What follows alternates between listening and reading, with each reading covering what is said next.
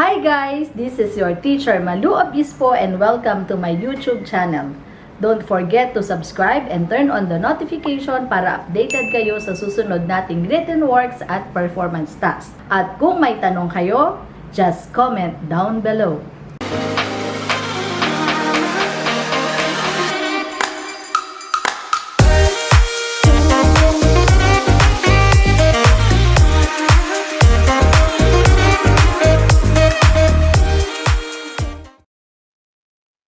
Good morning, Grade 10, Grade 10 Macedonia, Moab, and Nazareth.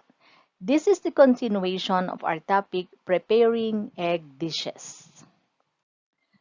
So at the end of the lesson, you are expected to have gained the following competencies. Identify the market forms of eggs, explain the different types of eggs, demonstrate how to store eggs, explain uses of eggs in culinary arts, identify the ingredients according to standard recipe, utilize appropriate tools, equipment, and paraphernalia, carry out measurements and calculations in a required task, and cook egg dishes in accordance with the prescribed standard.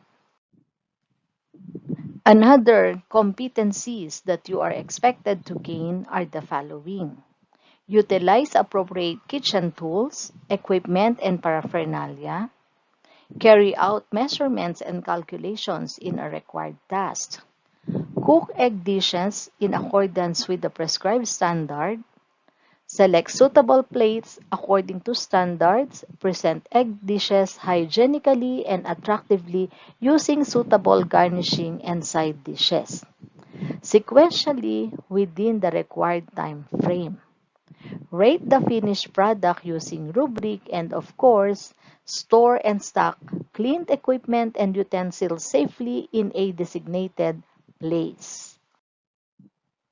Chicken eggs can have white or brown shells.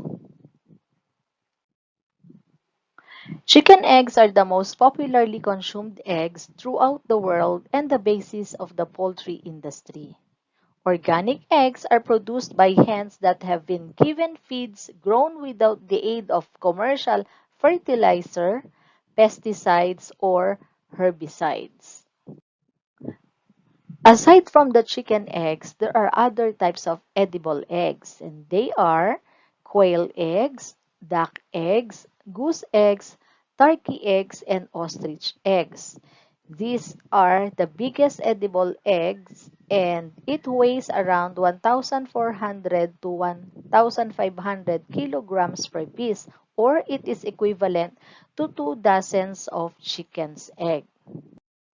There are there are 5 ways of determining characteristics of good quality eggs. We have smell test, visual inspection, expiration dates, float test, and candling.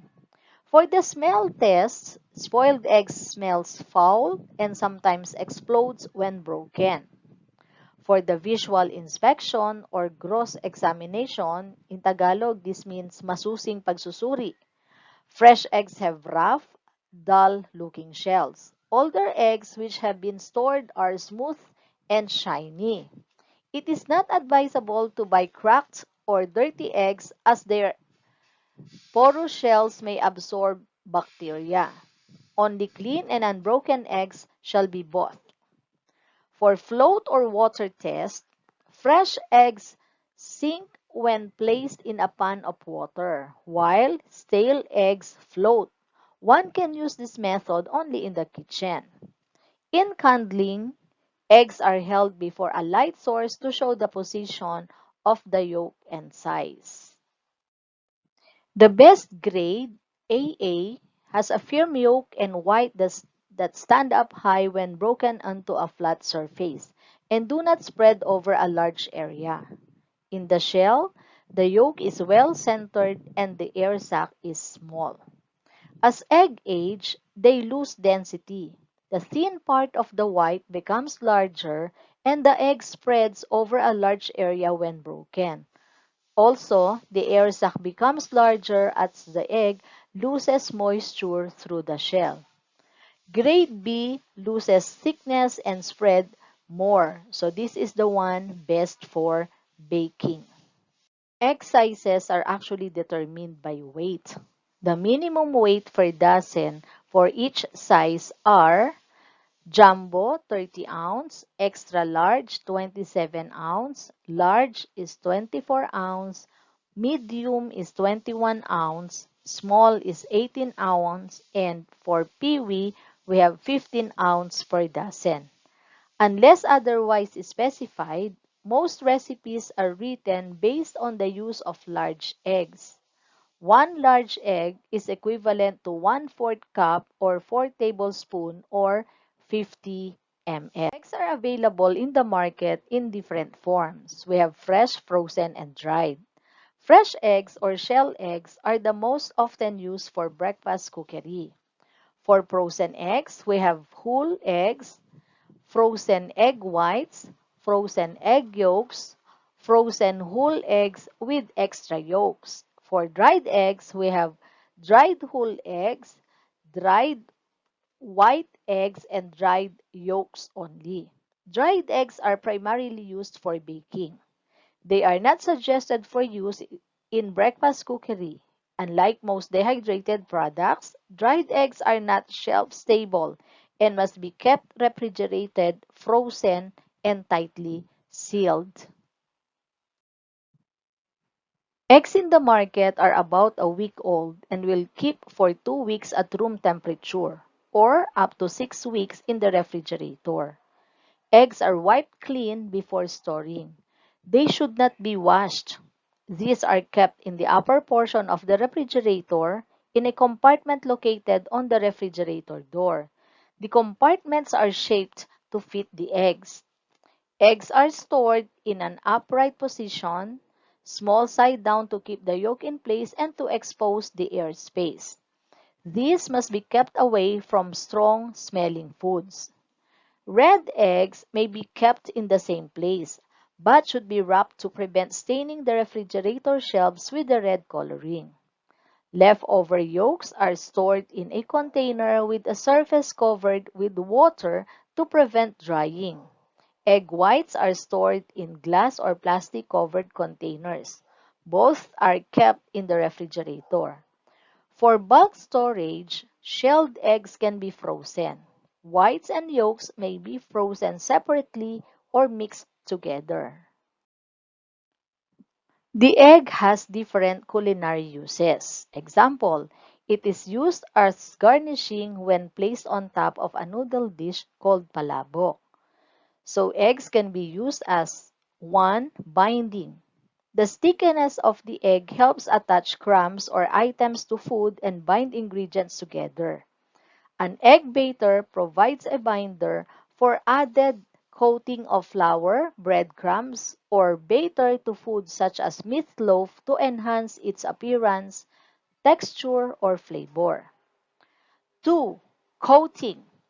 Beaten eggs can be used to coat fish or chicken portions before they are dipped into breadcrumbs and fried to give food a crisp and attractive finish. 3. Glazing.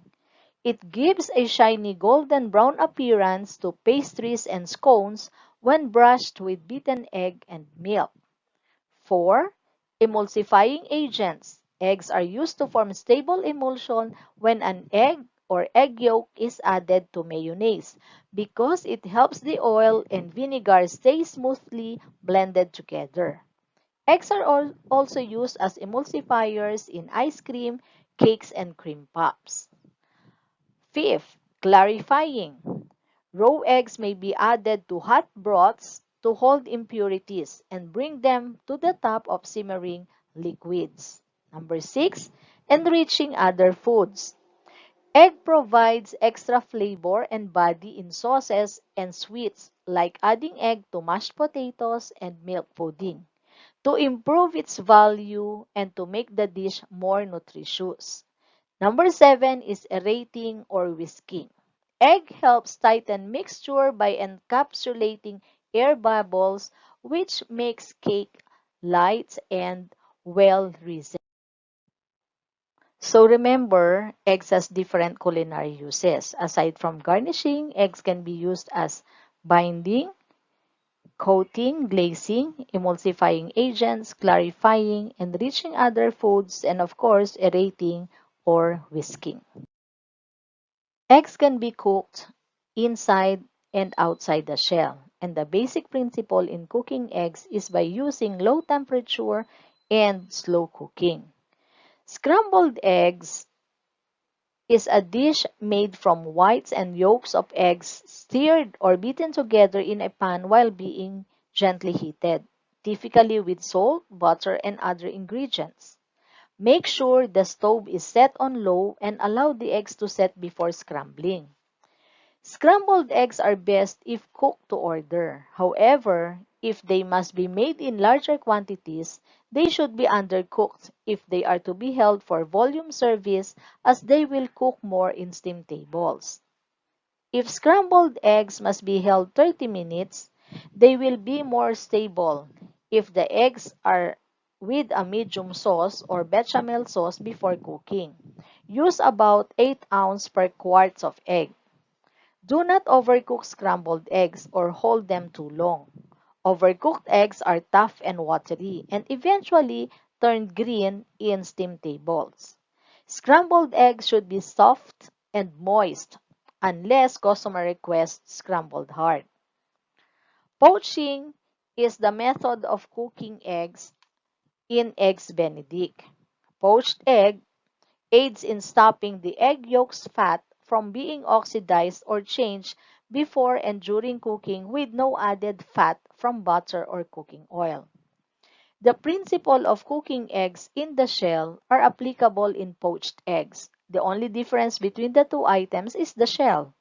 The difference, of course, complicates the cooking process. The object is to keep the eggs egg-shaped, that is, in a round, compact mass rather than spread all over the pan. The standards quality of poached eggs are the following. 1. Bright and shiny appearance. 2. Compact, round shape, not spread or flattened. And 3. Firm but tender whites and warm liquid yolk. This method of preparation is favored for delicate foods that could be damaged by cooking at higher temperatures such as the boiling of water. Omelette. It is a dish made from beaten eggs fried with butter or oil in a frying pan. French omelette, American style, or folded omelette, floppy omelette, or soufflé, omelette frittatas, and other flat omelettes. So we have the different varieties of omelette. Hard-boiled eggs are eggs cooked with their shells unbroken, usually by immersion in simmering water. Hard-boiled eggs are cooked so that the egg whites and the egg yolk both solidify. Hard-boiled eggs can be used alone for salad toppings or as plain high-protein snack.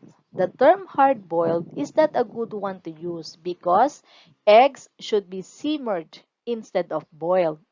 Eggs must be simmered in water to soft, medium, or hard cook stage. The standard qualities for hard-cooked eggs are the following. 1. Evenly coagulated whites and yolks.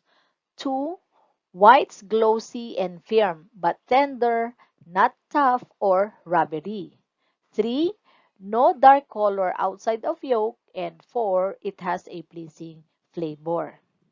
Shirred eggs resembles fried eggs, except that they are baked in individual serving dishes rather than fried. They may also be baked with or garnished with a variety of meats and sauces.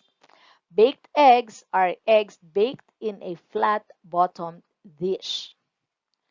For sunny side-up eggs, egg is fried on one side. The yolk is still completely liquid and the whites on the surface are barely set. Fried eggs are especially popular breakfast preparation. They should use they should always be cooked to order and served immediately. Choice of cooking fat is a matter of taste and budget. Butter has the best flavor, but margarine or oil may be used. Use bacon fat if that flavor is desired by the customer. So what are the standards of quality for fried eggs? We have one, the white should be shiny, uniformly set, and tender, not browned, blistered, or crisp at edges.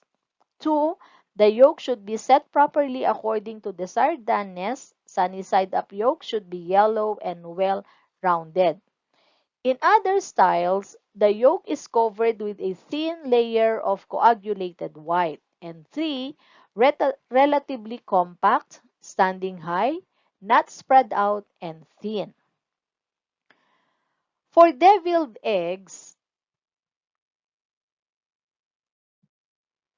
deviled eggs are hard-boiled eggs that have been shelled, cut in half, and filled with a paste made from egg yolks mixed with other ingredients such as mayonnaise and mustard. Soufflés are not popular on breakfast, but its flavor ingredient, beaten egg whites. Custard is a liquid that is thickened or set by coagulation of protein, stirred as it cooks, and remains pourable when cooked. We also have baked custard. It is not stirred and which sets firm. An example of this is our bleche plan. Remember, the most important rule of egg cookery is simple. Avoid high temperature and long cooking times. In other words, do not overcook. Overcooking produces tough eggs, causes discoloration, and affects the flavors. Egg dishes may be garnished with the following: crispy slices of bacon, spray of parsley, grated cheese, cooked egg yolk put into a sieve or serve on a bed of chopped spinach, mashed potato, and chopped meats. Moving on to cleaning and sanitizing.